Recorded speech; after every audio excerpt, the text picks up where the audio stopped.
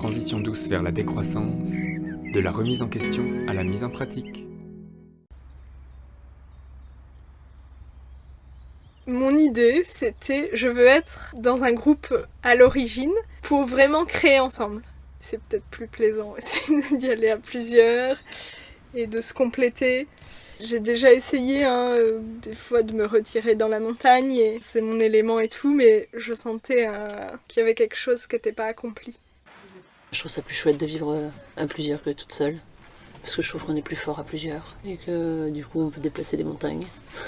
Je crois que j'ai toujours eu l'envie d'avoir des enfants et que j'imagine, ou en tout cas j'ai envie qu'ils grandissent avec plusieurs personnes autour d'eux. C'est aussi pour réduire les impacts en vivant en collectif, en mutualisant les outils, les espaces chauffés, ce qu'on consomme pour cuisiner, tout ça. J'ai un idéal assez fort et si j'étais toute seule, je serais peut-être beaucoup plus extrême. Et ce serait peut-être dangereux pour moi aussi. Alors que là, les autres me tempèrent. J'ai rencontré Rémi sur des actions pour des sujets autour du climat, qui m'a ensuite présenté Larry. Tous les trois, on s'est dit qu'on avait bien envie de vadrouiller pour faire quelque chose ensemble et peut-être un jour vivre ensemble. Jusqu'au jour où on est arrivé en Isère, dans une grande coloc où on était 15, avec un projet éventuellement collectif, où on a rencontré Océane. Et ensuite, on s'est dit qu'on voulait faire un plus petit collectif. Et donc, tous les quatre, on a continué à chercher et on a trouvé cette maison. On cherchait un terrain, de préférence avec un bâti, mais peu importe son état, mais au moins pour être légitime à avoir des habitats légers. Légalement, c'est plus facile que d'avoir juste un terrain nu et de mettre des habitats. Les recherches étaient plutôt en Saône-et-Loire parce que c'est moins cher et que il y avait un critère de rester proche des parents d'une d'entre nous. Tout le bas du terrain était enroncé. Là où il y a la yourte aussi, c'était complètement enroncé. Je crois que c'est le plus gros souvenir que j'ai, plein d'arbres. La première fois qu'on l'a vu, c'était en hiver, et il n'y avait pas une feuille sur les arbres. Il faisait gris, il pleuvait, ça donnait pas du tout envie. Et je me souviens de Rémi qui a dit « Imaginez tous ces arbres en feuilles ». Et ça a fait banco, on y va. C'est un terrain où il y a des possibles. En plus, on était allé voir les voisins, du coup les voisins circassiens, qui ont un festival chaque saison, tout ça. Et on s'est dit, ah ouais, bon déjà ça bouge dans le coin, juste à côté. On va sur internet, il y a un écolieu dans le même village. Waouh, il y a déjà une dynamique, ça c'est chouette puisque c'est ce qu'on recherche. Depuis, on enlève pas mal de ronces. On a déroncé une première partie du terrain du bas pour commencer un petit potager de légumes.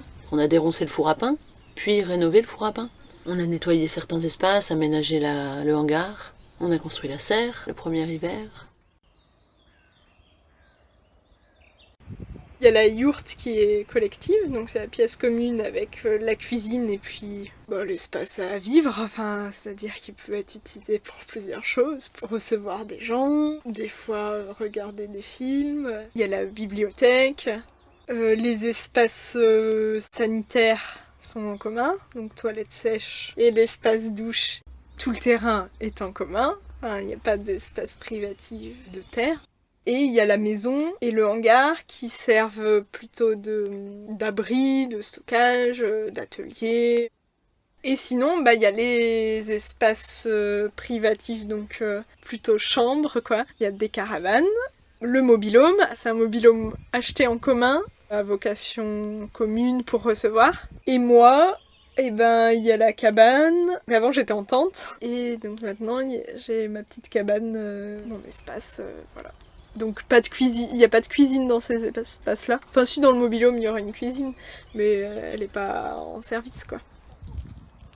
Alors à titre collectif, on a un pot commun qu'on abonde de manière individuelle pour nos besoins quotidiens, donc l'alimentation, le gaz, les objets consommables tels que tout ce qui va être éponge, ces choses-là qu'on va devoir changer régulièrement.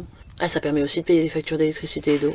Après le gros de ce pot commun c'est quand même l'alimentation et on prend dans ce pot quand on a des besoins d'achat.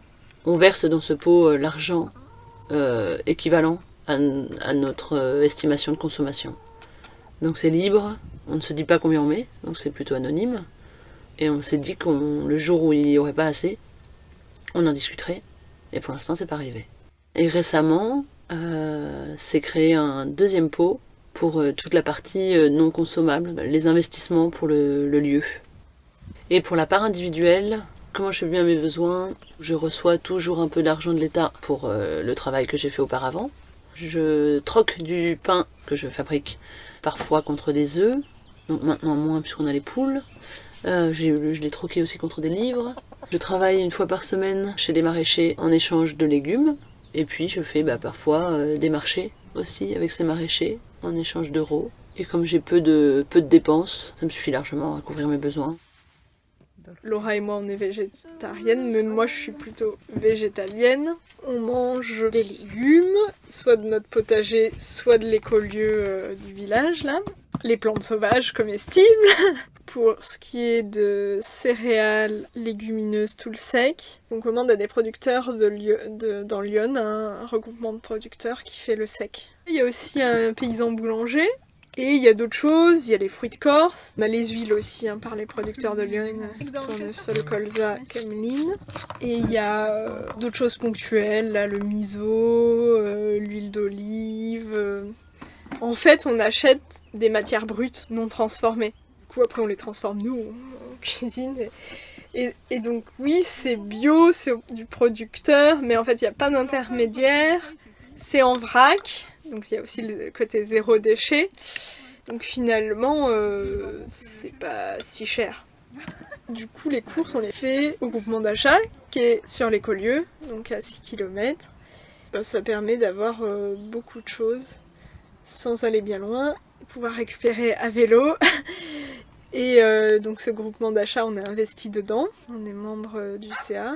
Ayant monté un groupement d'achat en Normandie, quand je suis arrivée ici, j'avais très envie de booster le groupement d'achat qui existait.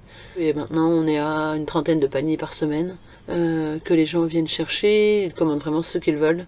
Il y a des légumes, du pain, du fromage, de vaches, de chèvres, de brebis, des yaourts, du lait, du beurre, du savon, des créations couture. Et ça marche toutes les semaines et c'est super chouette et j'adore cet assaut. Et je fais partie aussi de l'association du grain à moudre, donc qui est plutôt une association d'animation culturelle, faire connaître des initiatives aussi, organiser des chantiers participatifs.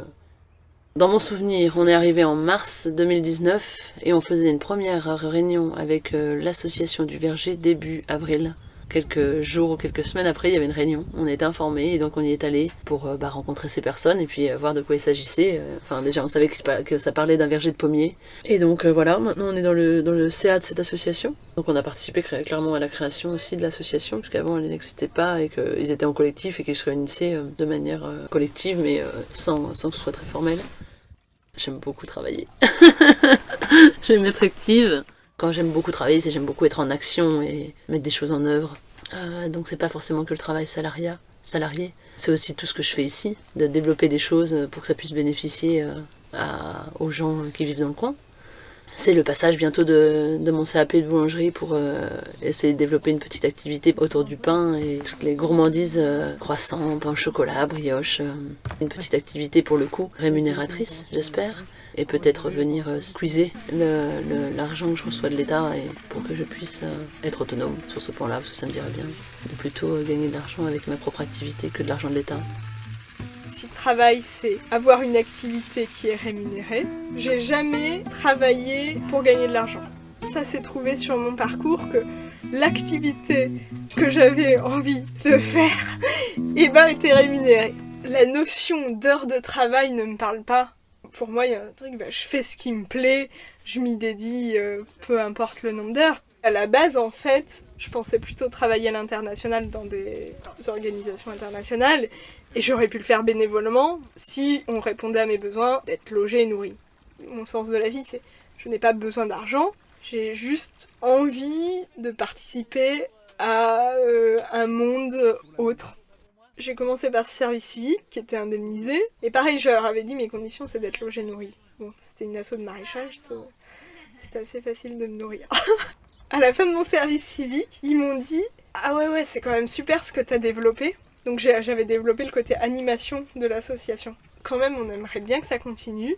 Je dis « Ah ouais, moi je peux rester logé nourri. » Non, mais quand même, c'est pas très légal si on le garde de manière permanente, comme ça. Mais donc du coup ils ont fait un dossier de demandes de subventions pour les emplois tremplins à la région.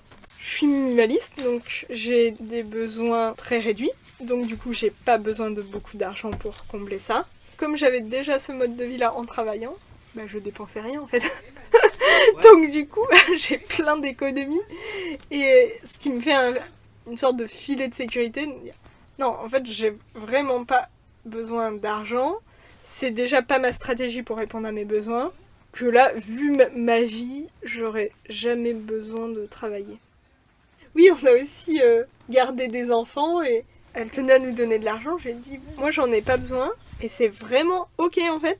Enfin, pour moi, c'est je garde tes enfants, un autre va me rendre un autre service, enfin dans le mode économie du don, et je prenais pas ça pour un travail. Normalement, j'aime me lever assez tôt au lever du jour, du soleil, de faire du qigong, du yoga, finalement quelque part de me connecter à mon environnement. Ça, je pense que c'est nouveau dans ma vie depuis quelques années, de juste, si j'ai envie de chanter, si j'ai envie de contempler, je prends ce temps-là à juste être, pas forcément faire, mais juste être. Notre mode de vie, j'ai l'impression qu'il demande aussi pas mal de temps pour faire la lessive, les déplacements à vélo, toute la transfo par nous-mêmes, les toilettes sèches à vider, tous des petits trucs qui finalement, mis bout à bout, peuvent prendre du temps. Et j'aime faire ça en fait. J'aime aussi prendre du temps pour des choses essentielles. J'ai l'impression que ça me connecte à une certaine réalité en fait. À quelque chose de très primaire presque. Oui, je réponds à mes besoins par moi-même, directement. J'ai pas besoin d'aller travailler pour avoir de l'argent, pour faire que mes besoins soient remplis par d'autres ou par des machines. En transition douce vers la décroissance. Là où je me situe, c'est dans un équilibre entre la transition douce, celle que je pense qu'on pratique ici, sur le lieu et dans notre quotidien, et dans le territoire, avec les gens qui nous entourent, avec les gens qui viennent nous rencontrer, nous visiter ici, et l'équilibre dont j'ai besoin aussi, dans un engagement plus déterminé, plus radical, de lutte face à ceux qui détruisent la planète, qui détruisent les écosystèmes, face à ceux qui menacent les populations aussi. Et j'ai vraiment besoin de ces deux aspects pour me sentir en transition en fait. Il y a la transition douce, c'est celle qui je pense fera le plus de bien à tous et toutes, et pourra vraiment permettre de créer quelque chose ensemble, mais aussi tout l'aspect de lutte et pas seulement me voir indigné, mais d'agir aussi face à cette indignation. Je crois que moi, je suis pas forcément en transition douce. J'ai le curseur assez haut, je suis peut-être plus radicale, mais en même temps, c'est aussi que j'ai démarré beaucoup plus tôt. J'ai grandi proche de la montagne, j'avais toujours ce lien à la nature très fort. J'ai jamais eu de portable. Dès le collège, j'étais anti-consommation. J'ai jamais eu de voiture. Donc c'est en ça où je dis peut-être pour moi c'est plus facile parce que j'ai pas connu autrement. Me laver dehors finalement c'est un plaisir pour moi et vivre à l'extérieur c'est vraiment ce qui me correspond. Vivre simplement aussi. Je me sens dans mon élément et je suis heureuse comme ça.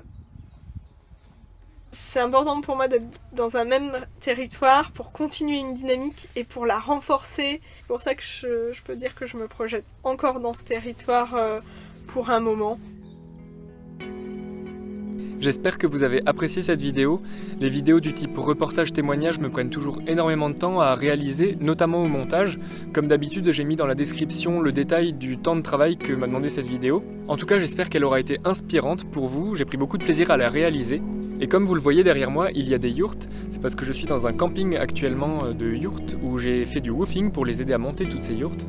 Et ça m'a donné envie de vous faire une vidéo sur les comparatifs entre les tiny house, les yurts et les caravanes mobil-home. Donc c'est une prochaine vidéo qui sortira bientôt et qui permettra de voir un petit peu les différences qui existent entre ces différents types d'habitats légers. J'en profite pour remercier du fond du cœur toutes mes tipeuses et tous mes tipeurs qui me soutiennent et qui valorisent mon travail. Merci aussi de m'envoyer vos messages hyper encourageants et qui me donnent envie de continuer à vous faire ce type de contenu. Je vous dis à très vite et d'ici là, prenez soin de vous.